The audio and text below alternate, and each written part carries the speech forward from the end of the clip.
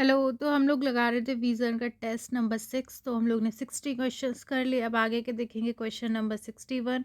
ये टेस्ट में पूरा है मॉडर्न हिस्ट्री और मेक अ करंट अफेयर। तो लगाएंगे क्वेश्चन 61। अहरार आंदोलन के संदर्भ में निम्नलिखित कथनों पर विचार कीजिए। एक, इसने स्वशासन के विचार का समर्थन किया और उग्रवादी राष्ट्रवादी आंदोलन में सक्रिय भागीदारी की वकालत की। दूसरा, मौलाना मोहम्मद अली और हसन इमाम अहरार आंदोलन के सह संस्थापकों में से थे। तीसरा, ये अलीगढ़ स्कूल एवं जमींदारों की वफादारी की राजनीति के विरुद्ध था। बताना है कौन से सही है। ए केवल 1-2, बी केवल 1-3, सी केवल 2-3, डी 1-2-3। अब आपको जो भी सही लग रहा हो आप उसका आंसर दीजिए, मतलब या फिर आप लिख सकते हैं ABCD और देखिए आपको आपका आंसर सही है या गलत। 61 का हमारा डी सही है। अहरार आंदोलन की शुरुआत वर्ष 1910 में मौलाना मोहम्मद अली, हकीम अजमल खान, हसन इमाम, मौलाना जफ़र अली खान और मजहर उल हक के नेतृत्व में की गई थी। आंदोलन ने स्वशासन के विचार का समर्थन किया। ये जो अहरार आंदोलन था उसने क्या है, स्वशासन के विचार का समर्थन किया। कब वो स्टार्ट हुआ था? 2010 में। और उग्रवादी राष्ट्रवादी आंदोलन में सक्रिय भागीदारी की वकालत की। यह आंदोलन अलीगढ़ स्कूल और जमींदारों की वफादारी की राजनीति के विरुद्ध था। ठीक है। राजनीतिक मोर्चे पर देवबंद स्कूल ने भारतीय राष्ट्रीय कांग्रेस के गठन का स्वागत किया। वर्ष 1888 में इसने सर सैयद अहमद खान के संगठनों यूनाइटेड पैट्रियाटिक एसोसिएशन और मोहम्मद एग्लो ओरिएंटेड एसोसिएशन के विरुद्ध फतवा धार्मिक फरमान जारी किया। कुछ आलोचक देवबंद द्वारा राष्ट्रवादियों को समर्थन दिए जाने के कारण किसी सकारात्मक राजनीतिक दर्शन की बजाय सर सैयद अहमद खान के प्रति इनके दृढ़ विरोध को देते थे। मतलब कुछ राष्ट्रवादी कहते थे कि कुछ आलोचक कहते थे कि ये राष्ट्रवादियों को समर्थन इसलिए देते हैं क्योंकि ये सर सैयद अहमद खान के का विरोध करते हैं इसलिए। ठीक है। तो 61 का हमारा डी सही है। पहला दूसरा तीसरा तीनों ही सही है। अब 62 देखते हैं। अखिल भारतीय महिला परिषद AIWC के संदर्भ में निम्नलिखित कथनों पर विचार कीजिए। एक, इसकी स्थापना 1927 में रमाबाई रानाडे द्वारा की गई थी। दूसरा, इसने सामाजिक न्याय, अखंडता और सभी के लिए समान अधिकारों के सिद्धांतों पर आधारित समाज के लिए कार्य किया। बताना है कौन सा या से सही है। ए केवल 1, बी केवल 2, सी 1 और 2 दोनों, डी ना तो 1 ना तो 2। 62 का देखिए हमारा बी सही है। अखिल भारतीय महिला परिषद जो है AIWC की स्थापना 1927 में मार्गरेट बहनों कजिन्स के द्वारा की गई थी। इसकी स्थापना किसने की थी? मार्गरेट बहनों ने की थी। संभवतः ये समतावादी दृष्टिकोण वाला पहला महिला संगठन था। इसका प्रथम सम्मेलन पुणे के फर्ग्यूसन कॉलेज में आयोजित किया गया था। इसके महत्वपूर्ण संस्थापक सदस्यों में महारानी चिमनाबाई गायकवाड़, सांगली की रानी साहिबा, सरोजनी नायडू, कमला देवी चट्टोपाध्याय, लेडी दोराब टाटा शामिल थी। इनका उद्देश्य सामाजिक न्याय, अखंडता, समान अधिकारों, अवसरों के सिद्धांतों पर आधारित समाज के लिए कार्य करना और प्रत्येक मनुष्य के जीवन की अनिवार्यता जो जन्म और लिंग के द्वारा नहीं बल्कि नियोजित सामाजिक वितरण द्वारा निर्धारित तो सुनिश्चित करना था। इस उद्देश्य की प्राप्ति हेतु AIWC ने भारत की स्वतंत्रता से पूर्व उसके पश्चात विभिन्न विधायी सुधारों की दिशा में कार्य किया, जिनके कुछ उदाहरण बाल विवाह निषेध अधिनियम 1929, शारदा अधिनियम, महिला संपत्ति का अधिकार अधिनियम 1937, कारखाना अधिनियम 1948 आदि हैं। तो 62 का हमारा दूसरा सही है, पहला सही नहीं है तो बी है इसका आंसर। 63 देखते हैं। उनका जन्म 1827 में महाराष्ट्र में हुआ था। उन्होंने उच्च जातियों के प्रभुत्व और ब्राह्मणवादी सर्वोच्चता के विरुद्ध एक शक्तिशाली आंदोलन का आयोजन किया था। 1851 में उन्होंने अपनी पत्नी के साथ मिलकर पुणे में एक बालिका विश्वविद्यालय आरंभ किया। इनके साथ शहर की कई अन्य स्कूल भी खुल गए। उपयुक्त परिच्छेद में निम्नलिखित में से किस व्यक्तित्व का वर्णन किया जा रहा है? ए गोपाल हरि देशमुख, बी गोपाल गणेश आगरकर, सी बालशास्त्री जाम्बेकर, डी ज्योतिबा फुले। किसकी बात हो रही है? 63 का हमारा डी सही है, ज्योतिबा फुले। ठीक है। 1827 से 1890 का जन्म महाराष्ट्र के सतारा में माली समुदाय में हुआ। ज्योतिबा फुले थे, उनका जन्म महाराष्ट्र में माली समुदाय में हुआ था। उन्होंने उच्च जातियों के प्रभुत्व और ब्राह्मणवादी सर्वोच्चता के विरुद्ध एक शक्तिशाली आयोजन किया था। मतलब जो उच्च जातियों का जो प्रभुत्व था उसके खिलाफ उन्होंने आंदोलन किया था। फुले ने 1873 में पिछड़े वर्गों माली, तेली, कुणबी, साड़ी, धनगर समाज में आने वाले लोगों के नेतृत्व में सत्य शोधक समाज, सत्य के साधकों का समाज की स्थापना की थी। उन्होंने सत्य शोधक समाज की स्थापना की थी।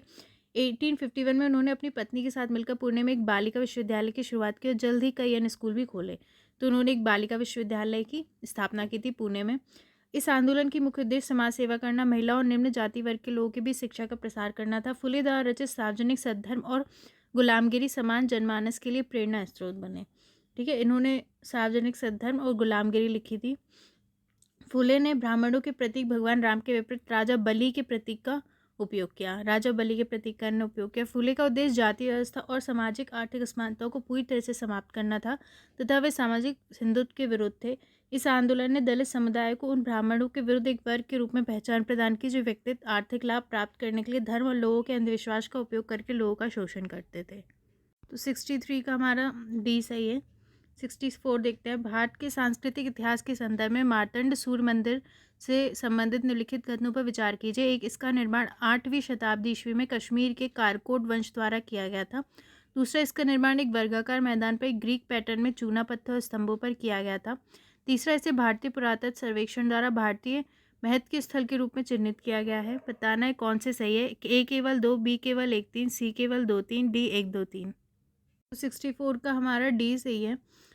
लगभग 3 दशकों के बाद हाल ही में मट्टन, जम्मू कश्मीर के प्राचीन मार्तंड सूर्य मंदिर में पवित्र नवग्रह अष्टमंगलम की पूजा आयोजित की गई। ठीक है, जम्मू कश्मीर में है मार्तंड सूर्य मंदिर। ठीक है, मट्टन में, जम्मू कश्मीर में, वहाँ पर क्या है, नवग्रह अष्टमंगल पूजा की गई। मार्तंड सूर्य मंदिर का निर्माण 8वीं शताब्दी में कश्मीर के कारकोट वन, ठीक है, 724 से 761 ईस्वी के राजा लालित्यादित्य द्वारा सूर और मार्तंड के सम्मान में करवाया गया। तो इसका निर्माण कब हुआ? 8वीं शताब्दी में। कारकोट वंश के जो राजा थे लालित्यादित्य, ठीक है, ललितादित्य, उन्होंने सूर और मार्तंड के सम्मान में कराया था। ये कोणार्क, अल्मोड़ा, मोढेरा और बोरसाद जैसे सबसे प्राचीनतम सूर्य मंदिरों में से एक है। इसे कश्मीर स्थापत्य शैली का एक उदाहरण माना जाता है। इसका निर्माण एक वर्गाकार मैदान पर एक ग्रीक पैटर्न में चूना पत्थर और स्तंभों का उपयोग करके किया गया है। एक वर्गाकार मैदान पर एक ग्रीक पैटर्न में चूना पत्थर और स्तंभों का उपयोग करके किया गया है, जो कश्मीर स्थापत्य शैली है। 15वीं शताब्दी में मुस्लिम शासक सिकंदर बुतशितन के आदेश पर इसे नष्ट कर दिया गया था। ठीक है, इसे भारतीय पुरातत्व सर्वेक्षण द्वारा राष्ट्रीय महत्व के स्थल के रूप में चिन्हित और संरक्षित किया गया है। 64 का हमारा डी सही है। पहला, दूसरा, तीसरा तीनों ही सही है। 65 है। English east India company EIC के संदर्भ में निम्नलिखित कथनों पर विचार कीजिए। एक, महारानी एलिजाबेथ ने कंपनी को एक शाही चार्टर द्वारा पूर्व में व्यापार करने का अनन्य एकाधिकार प्रदान किया। दूसरा, शाहजहां ईस्ट इंडिया कंपनी को फरमान प्रदान करने वाला पहला मुगल बादशाह था। तीसरा, कंपनी ने अपना पहला स्थायी कारखाना सूरत में स्थापित किया। उपयुक्त कथनों में से कौन सा इसे सही है बताना है। ए केवल 1, बी केवल 2 3, सी केवल 1 3, डी 1 2 3। तो 65 का हमारा सी सही है। देखिए, वर्ष 1599 में 1599 में मर्चेंट एडवेंचर्स नाम से जाने जाने वाले व्यापारियों के एक समूह ने पूर्व से व्यापार करने के लिए इंग्लिश एसोसिएशन या कंपनी का गठन किया था। ठीक है, इस कंपनी को, जिसे ईस्ट इंडिया कंपनी कहा जाता है, 31 दिसंबर 1600 को महारानी एलिजाबेथ ने शाही चार्टर के द्वारा पूर्व से व्यापार करने का एकाधिकार प्रदान किया। तो ईस्ट इंडिया कंपनी को जो महारानी एलिजाबेथ थी, उनने शाही चार्टर के द्वारा पूर्व से व्यापार करने का उन्हें एकाधिकार दे दिया। आरंभ से ही ये कंपनी राजशाही से जुड़ी रही। महारानी एलिजाबेथ कंपनी के शेयरधारकों में से एक थी। जो महारानी थी वो कंपनी के शेयरधारकों में से एक थी। वर्ष 1608 में ईस्ट इंडिया कंपनी ने भारत के पश्चिमी तट पर स्थित सूरत में एक फैक्ट्री खोलने का निश्चय किया। तो ये पहले क्या है, 1608 में जो सूरत था वहाँ फैक्ट्री खोलना चाहते थे। कंपनी ने कैप्टन हॉकिंस को जहांगीर के दरबार में शाही आज्ञा के लिए भेजा। तो उन्होंने कैप्टन हॉकिंस को जहांगीर के दरबार में भेजा। वर्ष 1613 में जहांगीर ने एक फरमान जारी किया जिसमें अंग्रेजों को सूरत में स्थायी रूप से एक फैक्ट्री स्थापित करने की अनुमति मिल गई। ठीक है, तो जहांगीर के एक फरमान से इन्हें अनुमति मिल गई। इस प्रकार ईस्ट इंडिया कंपनी की पहली स्थायी फैक्ट्री सूरत में स्थापित की गई। वर्ष 1600 से 1757 तक भारत में ईस्ट इंडिया कंपनी की भूमिका एक व्यापारिक निगम की थी, जो भारत में वस्तुओं और मूल्यवान धातुओं को लाती थी और उन्हें भारतीय वस्तुओं से वस्त्र, मसाले आदि से आदर प्रदान करती थी, जिन्हें वह विदेशों में बेचती थी। तो सिर्फ एक व्यापारिक काम करती थी। कंपनी अपना मुनाफा मुख्य रूप से विदेशों में भारतीय वस्तुओं को बेचकर अर्जित करती थी। स्वाभाविक रूप से इसने ब्रिटेन और अन्य देशों में भारतीय वस्तुओं के लिए नए बाजार स्थापित करने के लिए निरंतर प्रयास किया। इस प्रकार इसने भारतीय विनिर्माताओं के निर्यात में वृद्धि की और उनके उत्पाद को प्रोत्साहित किया। तो 65 का हमारा सी सही है। पहला, तीसरा सही है, दूसरा सही नहीं है। 66 देखते हैं। Akhil Bharatiya trade union Congress AITUC के संदर्भ में निम्नलिखित कथनों पर विचार कीजिए। एक, लाला लाजपत राय AITUC के पहले महासचिव थे। दूसरा, जवाहरलाल नेहरू और CR दास एटक से संबद्ध थे। तीसरा, वर्ष 1922 में INSC के गया अधिवेशन में एटक की सहायता हेतु कांग्रेसियों की एक समिति गठित करने का निर्णय लिया गया था। बताना है कौन से सही है। A केवल 1 2, B केवल 2 3, C केवल 1 3, D 1 2 3। 66 का देखिए B सही है। लोकमान्य तिलक, जिनके बम्बई के मजदूरों के साथ घनिष्ठ संबंध थे, अखिल भारतीय ट्रेड यूनियन कांग्रेस के गठन को प्रेरित करने वाले लोगों में से एक थे, जिन्हें प्रथम सम्मेलन में लाला लाजपत राय को अध्यक्ष निर्वाचित किया गया तथा BM पवार पहले महासचिव थे।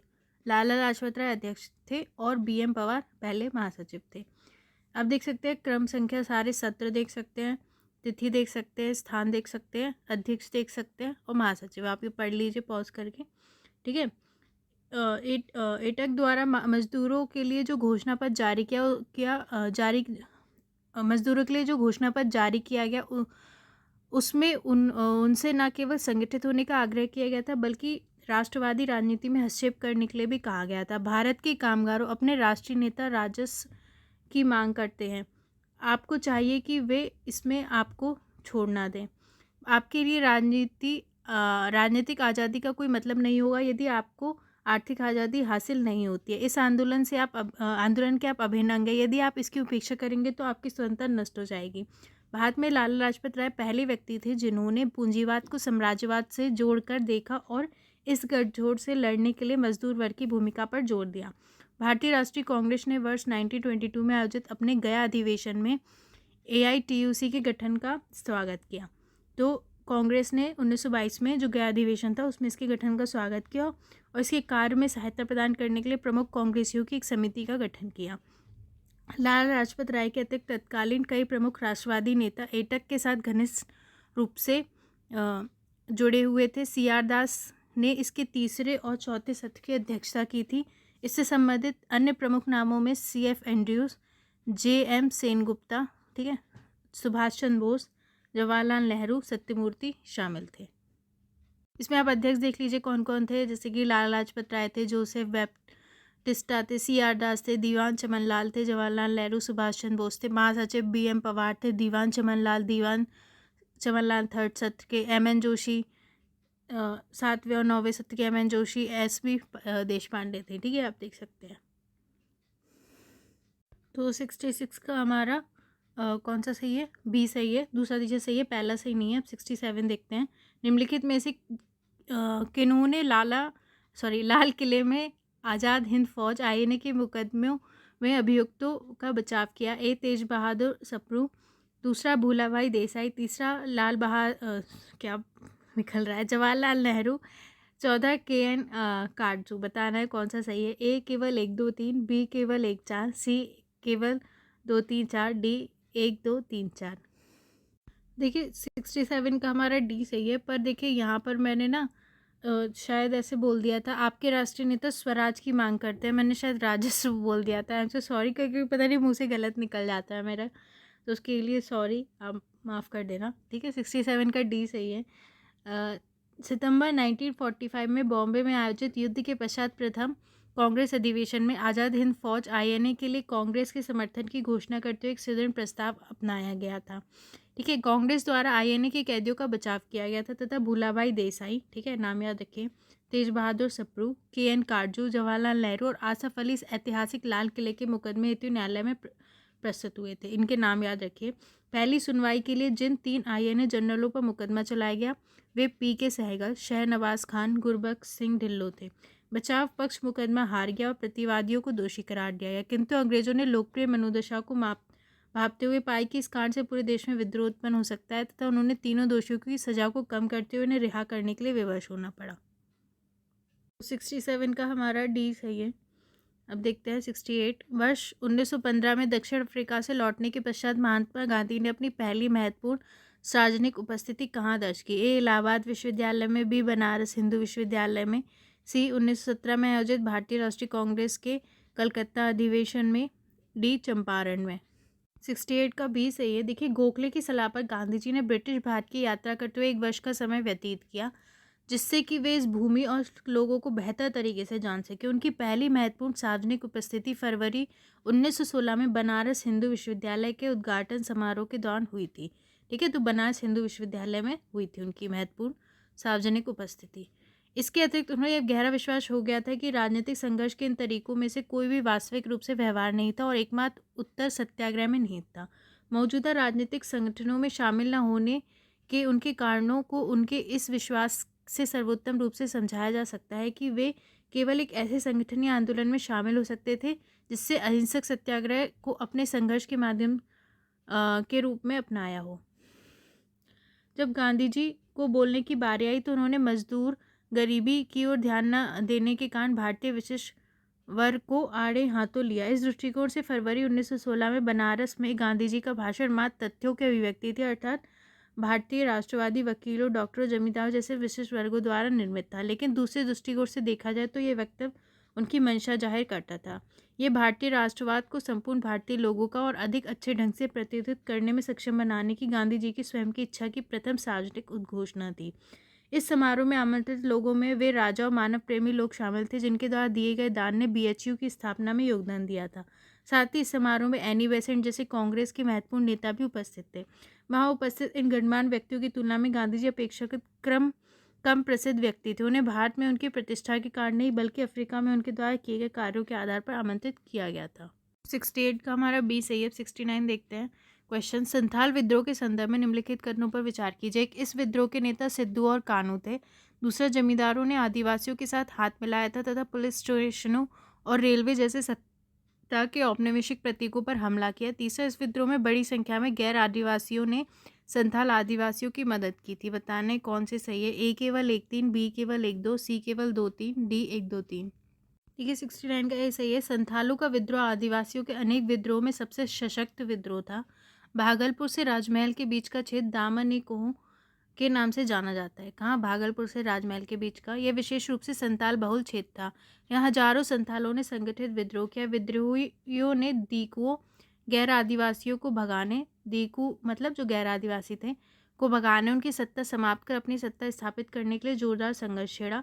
संथाल दीकू और सरकारी कर्मचारियों को नैतिक रूप से भ्रष्ट मानते थे क्योंकि ये लोग संथालों को बेकार कराते थे। चोरी करना, झूठ बोलना, शराब पीना इनकी आदत सी बन गई थी। 1854 के आते आते आदिवासी प्रमुख मजलिस और परगणित बैठकें करने लगे थे और विद्रोह की संभावना पर चर्चा करने लगे थे। जमींदारों और सूदखोरों को लूटने की इक्का दुक्का घटनाएं शुरू हो गई थी। संथालों को विश्वास था कि भगवान उनके साथ है, मतलब जो संथाल थे वो मानते थे कि भगवान उनके साथ है। विद्रोही आदिवासियों के दो प्रमुख नेता सिद्धू और कानू ने घोषणा की कि ठाकुर जी भगवान उन्हें निर्देश दिया है कि आज़ादी के लिए अब हत्या उठा लो। तो उनके नेता थे सिद्धू और कानू। इन आदिवासियों ने गांवों में जुलूस निकालकर पुरुषों और महिलाओं से संघर्ष का आह्वान किया। इन जुलूसों को ढोल नगाड़ों के साथ निकाला जाता था। ठीक है, जुलूस निकाल के क्या करते थे? संघर्ष का आह्वान करते थे। आदिवासियों के नेता हाथी और घोड़ों पर चलते थे। जल्दी उन्होंने 60,000 हथियारबंद संथालों को इकट्ठा कर लिया। वे 1,500 से 2,000 के जत्थे बनाकर चलते थे। इसके अतिरिक्त कई हजार आदिवासियों को तैयार रहने के लिए कहा गया था कि जब नगाड़ा बजे तो हथियार उठा ले। विद्रोहियों ने महाजनों और जमींदारों पर हमला बोलना शुरू कर दिया। उनके मकान जला डाले, पुलिस स्टेशनों, रेलवे निर्माण स्थलों, डाक ढोने वाली गाड़ियों को जला दिया। वस्तुतः लगभग उन सभी चीज़ों पर हमला किया जो दीकू गैर आदिवासी और उपनिवेशवादी सत्ता के शोषण के माध्यम थे। मतलब जो भी उन्हें गैर आदिवासी थे उनको जला दिया, उन जगहों को। संथाल विद्रोह को बड़ी संख्या में गैर आदिवासी निर्धन दूकों से काफ़ी मदद मिली। ठीक है, तो उन्हें गैर आदिवासियों से भी मदद मिली। ग्वालों और अन्य लोगों ने उन्हें रसद आपूर्ति और सेवा के जरिए मदद की। लोहार उनके जत्थों के साथ रहते थे, उनके हथियार और धारदार बनाए रखते थे। तो ग्वाल थे और जो वो ठीक है, वो और जो लोहार थे उनसे उन्हें मदद मिली। जब सरकार को इस विद्रोह के विशालता का अंदाजा हुआ तो उसने विद्रोहियों के विरुद्ध एक बड़ा सैन्य अभियान चलाया। विद्रोहियों का सफाया करने के लिए एक मेजर जनरल के नेतृत्व में 10 टुकड़ियां भेजी गई। उपद्रवग्रस्त क्षेत्रों में मार्शल लॉ लागू कर दिया गया तथा विद्रोही नेता को पकड़ने पर 10,000 रुपये का इनाम घोषित किया गया था। तो 69 का ए सही है, पहला तीसरा सही है, दूसरा सही नहीं है। 70 देखते हैं। निम्नलिखित में से कौन सा पद स्पर्श, ठीक है, पद पहल का सर्वोत्तम वर्णन करता है। ए, यह हरित ऊर्जा के दोहन हेतु AI आधारित मॉडल विकसित करने के लिए टेरी और गूगल इंडिया की एक सहयोगी पहल है। दूसरा, ये सशस्त्र बलों के लिए पेंशन मंजूरी और संवितरण आवश्यकताओं को पूरा करने हेतु रक्षा मंत्रालय की एक पहल है। तीसरा, ये उद्यमशीलता कला को बढ़ावा देने के लिए जनजातीय कार्य मंत्रालय की एक योजना है। तीसरा, ये ग्रामीण स्थायी आवास को बढ़ावा देने के लिए आवासन और शहरी कार्य मंत्रालय की एक पहल है। 70 का बी सही है। देखिए, पेंशन प्रशासन प्रणाली रक्षा स्पर्श रक्षा मंत्रालय की एक पहल है। इसकी है रक्षा मंत्रालय की। इसका उद्देश्य सशस्त्र बलों, सेना, नौसेना, वायुसेना और रक्षा नागरिक के लिए पेंशन मंजूरी और संवितरण की आवश्यकता को पूरा करना है। जो सशस्त्र बल है उनकी पेंशन मंजूरी और संवितरण की आवश्यकता को पूरा करना है। यह व्यय आधारित प्रणाली पेंशन दावों का निपटारा करती है और किसी भारी मध्यस्थ पर भरोसा किए बिना ही पेंशन सीधे रक्षा पेंशन भोगियों के बैंक खातों में जमा करती है। स्पर्श पहल को रक्षा पेंशन भोगियों को केंद्र में रखते हुए डिज़ाइन किया गया है, जिन्हें एक ऑनलाइन पोर्टल के माध्यम से उनके पेंशन खातों को पूरी तरह से पारदर्शी बनाया जाएगा। स्पर्श ने पेंशन भुगतान आदेश के निर्माण से लेकर पेंशन के प्रत्यक्ष लाभ हस्तांतरण तक सही समय पर सही पेंशन देने के आदर्श वाक्य के साथ पेंशन वितरण की प्रक्रिया को मौलिक रूप से पुनः तैयार किया है। 70 का हमारा बी सही है। अब देखते हैं नेक्स्ट क्वेश्चन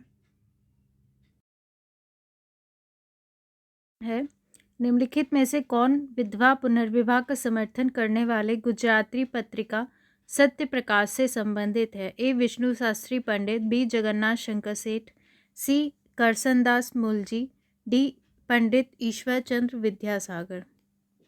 71 का हमारा सी सही है। ब्रह्म समाज ने विधवा पुनर्विवाह के मुद्दे को अपनी कार्यावली एजेंडे में सर्वोपरि रखा। ठीक है, जो ब्रह्म समाज था उसने इसको विधवा पुनर्विवाह को अपनी कार्यावली में सबसे ऊपर रखा। इसे लोकप्रिय बनाने के लिए बहुत कुछ किया, लेकिन यह मुख्य रूप से पंडित ईश्वर चंद्र विद्यासागर के प्रयास ही थे, जिसके कारण हिंदू विधवा पुनर्विवाह अधिनियम 1856 को पारित किया गया।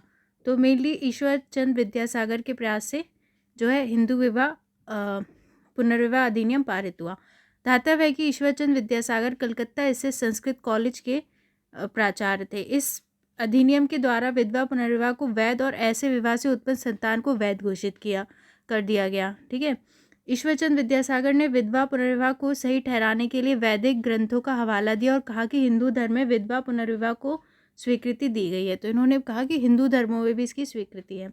जगन्नाथ शंकर सेठ और भाऊ दाजी महाराष्ट्र में लड़कियों को विद्यालय भेजने के लिए सक्रिय प्रवर्तकों में से थे। 1850 के दशक में विष्णु शास्त्री पंडित ने विधवा पुनर्विवाह संघ की स्थापना की। तो जो विष्णु शास्त्री पंडित थे उनने विधवा पुनर्विवाह संघ की स्थापना की थी। दादा भाई नौरोजी के समकालीन करसनदास मुलजी महिलाओं के उद्धार हेतु कार्य करने वाले अग्रणी भारतीय समाज सुधारकों में से एक थे। 1850 और 60 के दशक में करसनदास मुलजी सामाजिक मुद्दों पर व्यापारी अभिजात वर्ग के साथ संघर्ष में बॉम्बे बुद्धिजीवियों के एक प्रमुख सदस्य थे। भारतीय इतिहासकार में करसनदास मुलजी का एक सुधारक के रूप में स्थान रहा है। ध्यातव्य है कि वर्ष 1862 में महाराज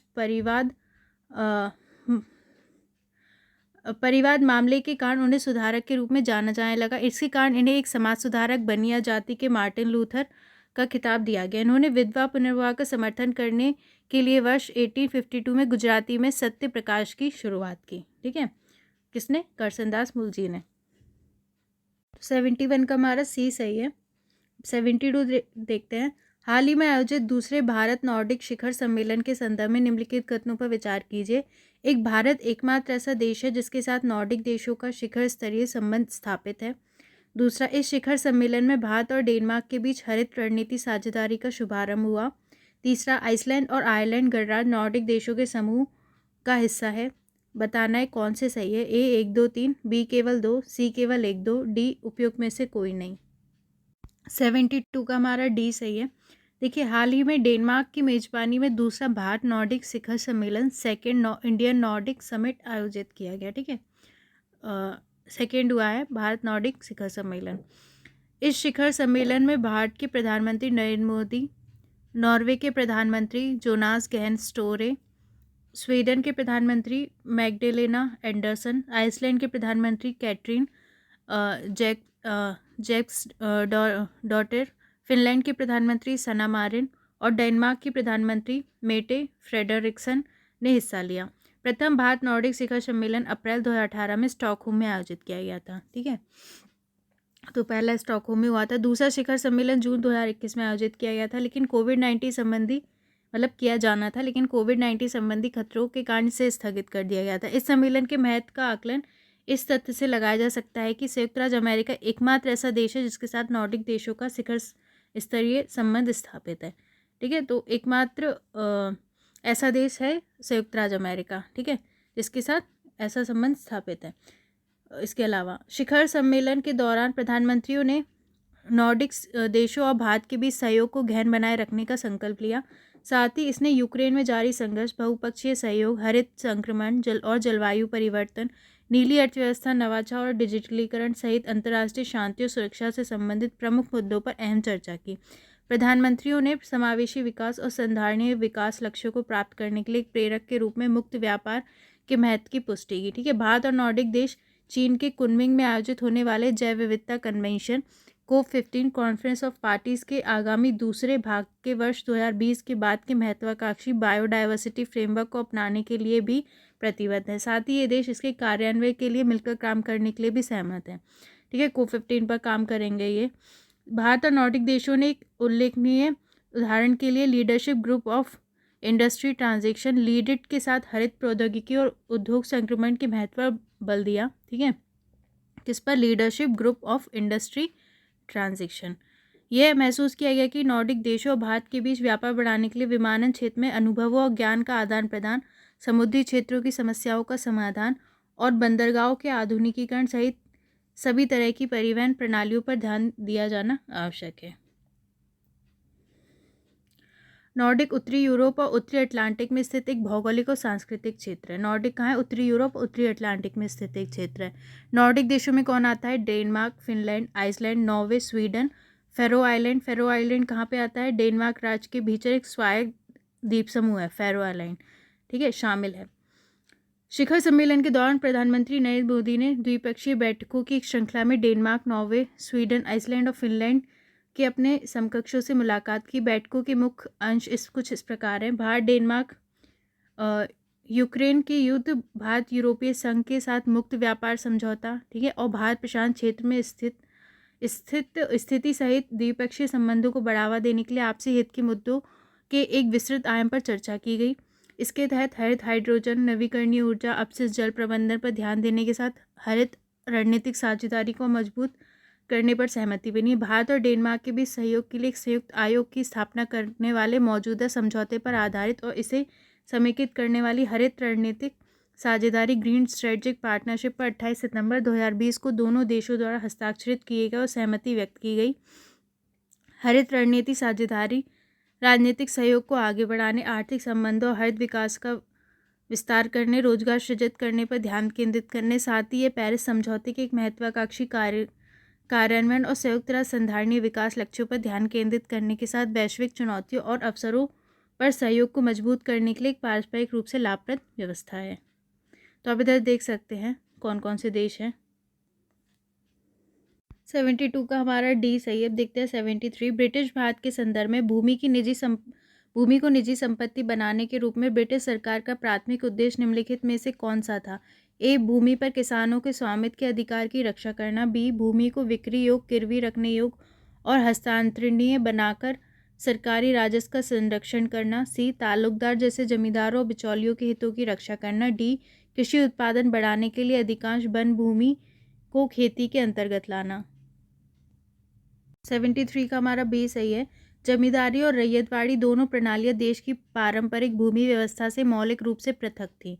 ठीक है, ये अलग थी जमींदारी रैयतवाड़ी व्यवस्था पारंपरिक व्यवस्था से। अंग्रेजों ने भूमि में निजी संपत्ति को इस प्रकार से नया रूप दिया कि नवाचार और नई पद्धतियों को लाभ किसानों को नहीं मिला।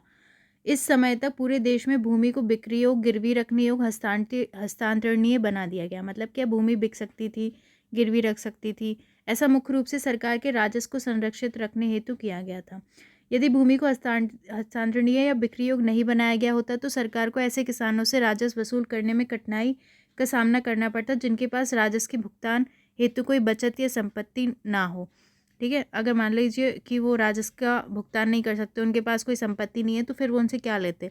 इस समय तक किसान अपनी भूमि या उनके पूरे हिस्से की सुरक्षा के लिए धन उधार ले सकते थे और अपने भू राजस्व का भुगतान कर सकते थे।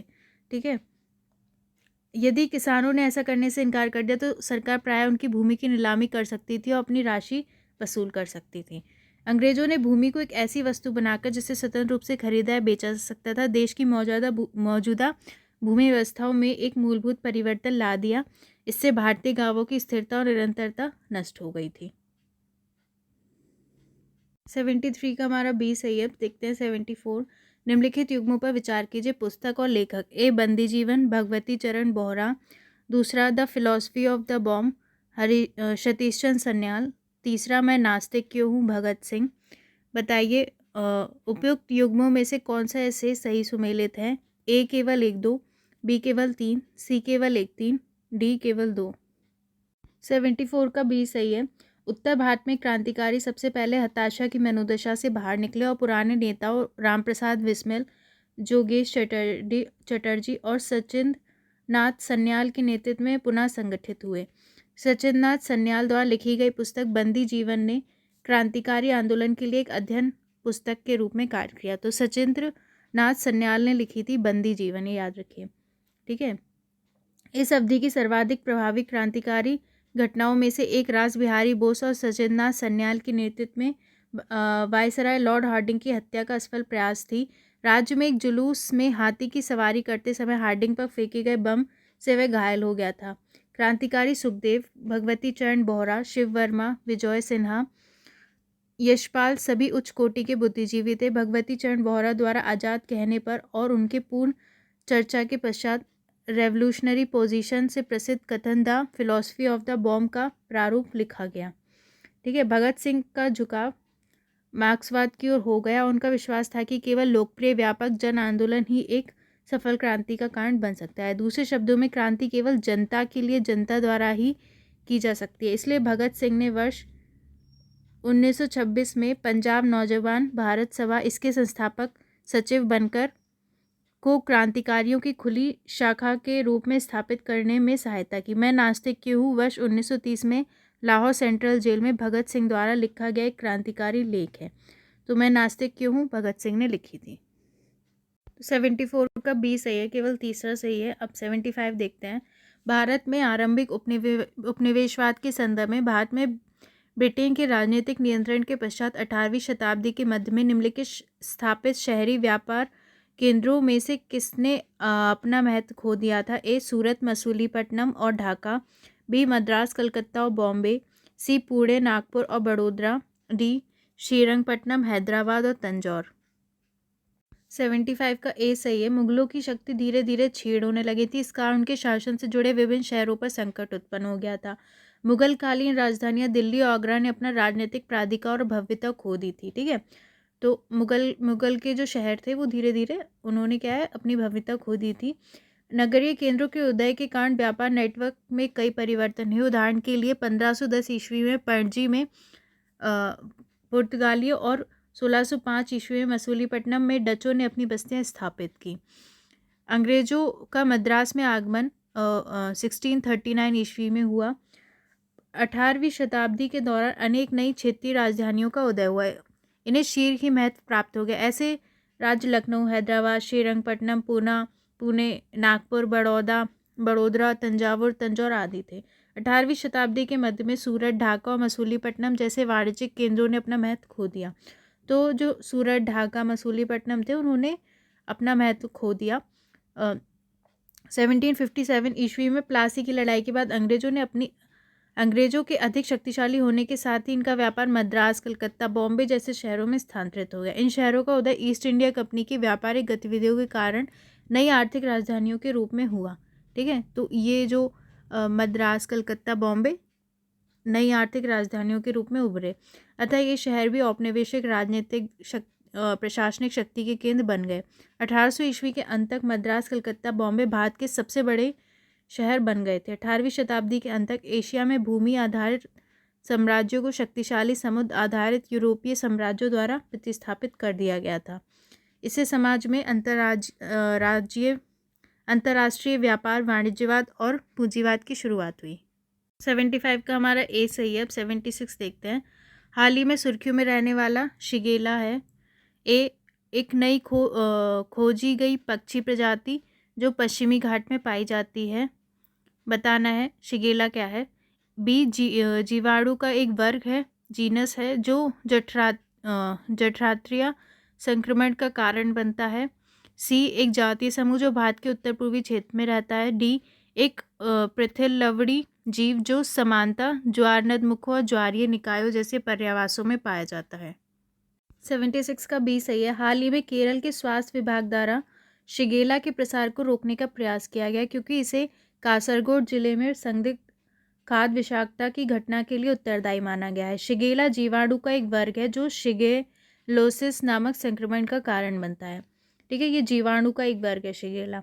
शिगेलोसिस एक जठरांत्रिय संक्रमण है जो एस सोनेई सहित शिगेला जीवाणु की 4 प्रजातियों में से एक के कारण होता है। यह विश्व भर के जीवाणु जनित डायरिया अतिसार का दूसरा प्रमुख कारण है। डायरिया का कारण होता है और 5 वर्ष से कम आयु के बच्चों की मृत्यु का तीसरा प्रमुख कारण है।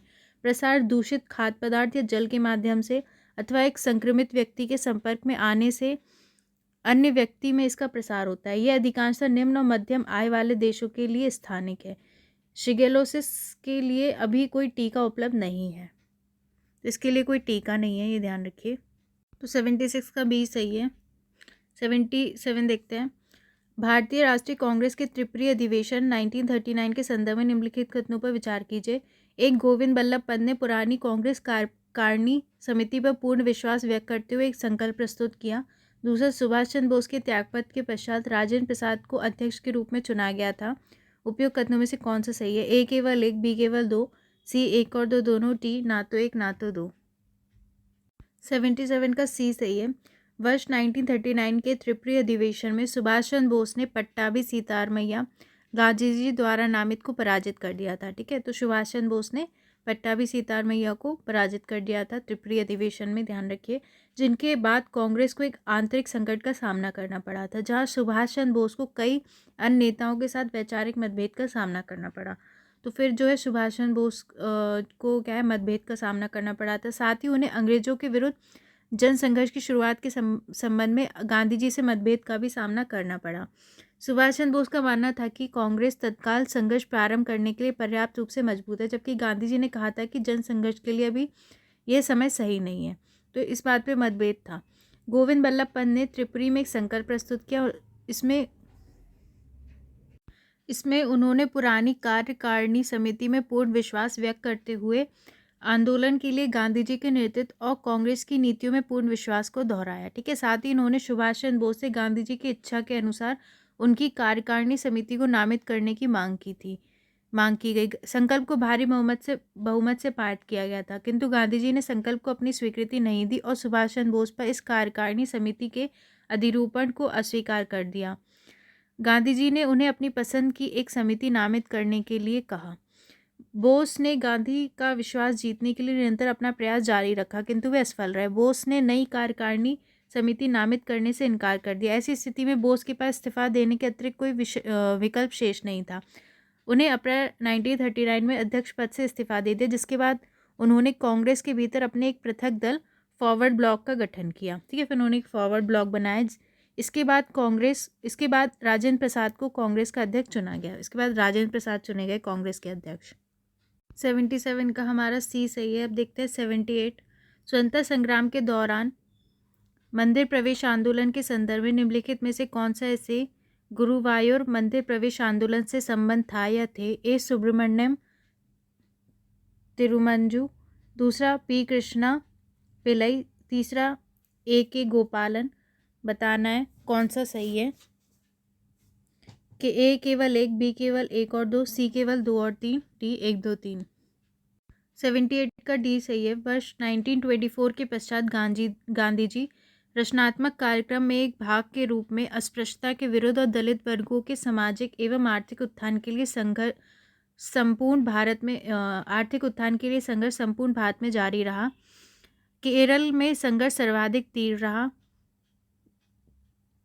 एक सेकेंड फिर से पढ़ते हैं। वर्ष 1924 के पश्चात गांधीवादी रचनात्मक कार्यक्रम के एक भाग के रूप में, ठीक है, जो गांधीवादी रचनात्मक कार्यक्रम था उसके एक भाग के रूप में अस्पृश्यता के विरुद्ध और दलित वर्गों के सामाजिक और आर्थिक उत्थान के लिए संघर्ष संपूर्ण भारत में जारी रहा। केरल में संघर्ष सर्वाधिक तीव्र था। केरल प्रदेश कांग्रेस कमेटी जो थी उसके द्वारा वर्ष 1931 में सविनय अवज्ञा आंदोलन की निलंबित अवधि के दौरान मंदिर में प्रवेश को लेकर प्रश्न उठाया गया। इस विषय को के केलप्पन द्वारा प्रोत्साहित किया गया। ठीक है, के केलप्पन द्वारा प्रोत्साहित किया गया। संपूर्ण मलाबार में जनसभाओं का व्यापक अभियान चलाया गया। केपीसीसी द्वारा 1 नवंबर 1931 को गुरुवायूर में मंदिर प्रवेश सत्याग्रह का आयोजन करके आंदोलन की शुरुआत करने का निर्णय लिया गया। कवि सुब्रमण्यम तिरुमंबु के नेतृत्व में 16 स्वयंसेवकों के एक जत्थे ने 21 अक्टूबर को उत्तर में कन्नूर में गुरुवायूर तक यात्रा की। ये सिंगिंग स्वार्ड ऑफ केरला के रूप में प्रसिद्ध हुए। स्वयंसेवकों में सबसे निम्न जाति हरिजन से लेकर सबसे उच्च जाति नंबूदरी तक के व्यक्ति शामिल थे। इस यात्रा ने देश भर में एक लहर उत्पन्न कर दी और जाति विरोधी भावनाओं को जागृत कर दिया। ठीक है, 1 नवंबर को उत्साहपूर्ण अखिल केरल मंदिर प्रवेश दिवस all Kerala temple entry day के रूप में मनाया गया। इस दिन प्रार्थना जुलूस, बैठकें, स्वागत, धन संग्रह के कार्यक्रम का आयोजन किया गया। अस्पृश्यता विरोधी आंदोलन को अत्यधिक लोकप्रियता प्राप्त हुई। अनेक धार्मिक संतों ने अनुभव करते हुए कि शिविर मंदिर से भी अधिक पवित्र है, मंदिर में चढ़ाए गए प्रसाद को सत्याग्रह शिविर में स्थानांतरित कर दिया। मंदिर प्रशासन ने भी प्रत्युत्तर में अनेक व्यवस्थाएं की। उन्होंने मंदिर के चारों ओर कांटेदार ताल लगा दिए और सत्याग्रहियों को बाहर रखने, उन्हें पीटने की धमकी देने के लिए चौकीदारों के गिरोह का गठन किया। 1 नवंबर को सफ़ेद खादी पहने हुए 16 स्वयंसेवकों ने मंदिर के पूर्वी द्वार पर मार्च किया, जहां पुलिस अधीक्षक के नेतृत्व में बल की उपस्थिति के बावजूद शांतिपूर्ण एवं अहिंसक सत्याग्रही जहां पुलिस अधीक्षक के नेतृत्व में पुलिसकर्मियों के एक दल ने उनका रास्ता रोक दिया। जल्द ही मंदिर के सेवकों और स्थानीय प्रतिक्रियावादियों ने वहां पुलिस बल की उपस्थिति के बावजूद शांतिपूर्ण और अहिंसक सत्याग्रहियों के विरुद्ध सहायक बल का प्रयोग करना प्रारंभ कर दिया। उदाहरण के लिए पी कृष्णा पिल्लई और ए गोपालन, जो बाद में केरल के कम्युनिस्ट आंदोलन के प्रमुख नेताओं के रूप में उभरे, को निर्दयता से पीटा गया। ठीक है, जनवरी 1932 में सविनय अवज्ञा आंदोलन के पुनः प्रारंभ होने के बाद भी सत्याग्रह जारी रहा। सभी कांग्रेस समितियों को गैरकानूनी घोषित कर दिया गया। सत्याग्रह का नेतृत्व करने वाले अधिकांश कांग्रेसी को कैद कर लिया गया। ठीक है, 31 सितंबर 1932 को इस सत्याग्रह ने एक नए चरण में प्रवेश किया, जब के केलप्पन ने मंदिर के सामने तब तक आमरण अनशन किया जब तक वैसे दलित वर्गों के लिए नहीं खोला गया। देश भर में एक बार पुनः इसकी गंभीरता ने हलचल उत्पन्न कर दी। एक बार पुनः केरल और देश के कई अन्य भागों में सभाएं और जुलूस होने लगे।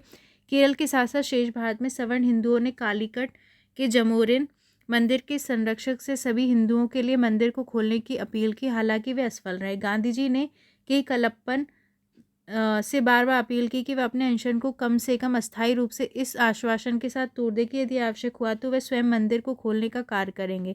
अंत में के केलप्पन ने 2 अक्टूबर 1932 को अपना अनशन तोड़ दिया। सत्याग्रह को भी स्थगित कर दिया गया, किंतु मंदिर प्रवेश का अभियान और भी जोरदार तरीके से चलाया गया। हालांकि गुरुवायूर मंदिर को तुरंत नहीं खोला गया, फिर भी व्यापक अर्थों में यह सत्याग्रह एक बड़ी सफलता थी।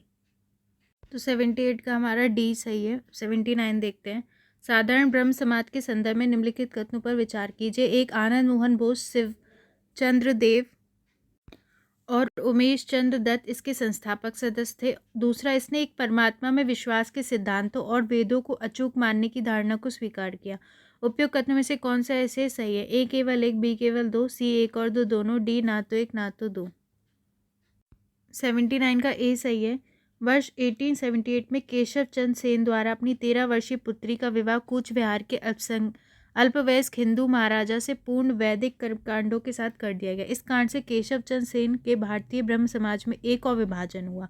ठीक है, केशव चंद्र सेन ने जब अपनी बेटी का विवाह मतलब अल्पायु में कर दिया तो क्या हुआ कि ब्रह्म समाज का विभाजन हो गया। इससे पूर्व केशव चंद्र को उनके कुछ अनुयायियों द्वारा अवतार माना जाने लगा था, जो उनके प्रगतिशील अनुयायियों को नापसंद था। ठीक है, इसके अतिरिक्त केशव चंद्र सेन पर अधिनायकवाद का आरोप लगने लगा था। वर्ष 1878 के बाद केशव के आशाहीन अनुयायियों ने एक नए संगठन साधारण ब्रह्म समाज की स्थापना की। साधारण ब्रह्म समाज की शुरुआत आनंद मोहन बोस, ठीक है, शिवचंद्र देव, उमेश चंद्र दत्त ने की थी। साधारण ब्रह्म समाज में एक परमात्मा ईश्वर, एक ईश्वर में विश्वास को दोहराया गया। एक परमात्मा, एक ईश्वर में विश्वास। इसमें यह विश्वास दिलाया गया कि कोई भी शास्त्र या मनुष्य अचूक नहीं है। साथ ही तर्क, सत्य, नैतिकता के निर्देशों में विश्वास के ब्रह्म सिद्धांतों को भी दोहराया गया। इसलिए 79 का ए सही है, दूसरा सही नहीं है। अब 80 देखते हैं। निम्नलिखित में से किस पुर्तगाली वायसराय ने गोवा पर कब्जा कर लिया और फारस की खाड़ी में हॉर्मुज से मलाया में मलक्का और इंडोनेशिया में मसाला द्वीपों तक संपूर्ण एशियाई तट पर पुर्तगाली प्रभुत्व स्थापित किया? A Francisco de Almeida, B Alfonso de Albuquerque, C Nuno de Cunha, D Vasco de Gama. 80 का हमारा बी सही है। अल्फांसो डी अबुलकर्क ने वर्ष 1509 जो अल्फांसो डी अबुलकर्क था उसने वर्ष 1509 से 1515 तक पुर्तगाली भारत के वायसराय के रूप में इसने कार्य किया। ठीक है, पुर्तगाली भारत का वायसराय था। अपनी मृत्यु से पहले उसने पूर्व में पुर्तगाली साम्राज्य की स्थापना का कार्य पूरा कर लिया था। ठीक है, इसने पुर्तगाल के लिए हिंद महासागर के रणनीतिक नियंत्रण हेतु समुद्र के सभी प्रवेश द्वार पर अपने बेस स्थापित किए। ये पुर्तगाली बेस पूर्वी अफ्रीका में लाल सागर के पास हॉर्मुज में, मलाबार में, मलक्का में स्थित थे। अबुलकर कर के अधीन पुर्तगालियों ने अन्य जहाज़ों के लिए परमिट व्यवस्था शुरू करने, क्षेत्र में प्रमुख जहाज निर्माण केंद्रों पर नियंत्रण स्थापित करके अपनी पकड़ मजबूत कर ली। एक परमिट व्यवस्था शुरू करी थी कि मतलब अगर आपको यहाँ से निकलना है महासागर से तो आपको परमिट लेना पड़ेगा दूसरे जहाज़ों को। जहाज निर्माण के लिए खाड़ी और लाल सागर क्षेत्रों में लकड़ी की अनुपलब्धता ने भी पुर्तगालियों को अपने उद्देश्य को पूरा करने में सहायता की।